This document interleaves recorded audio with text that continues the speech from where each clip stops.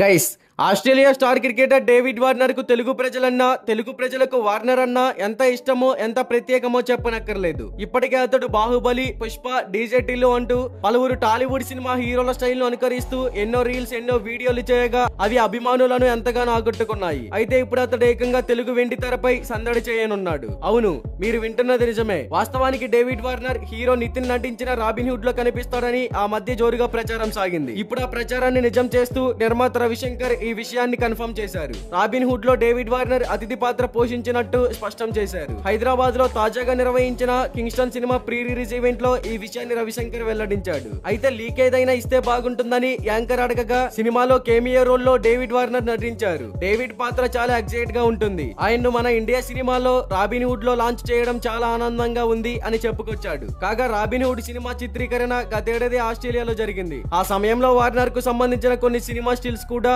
బయటకు వచ్చాయి.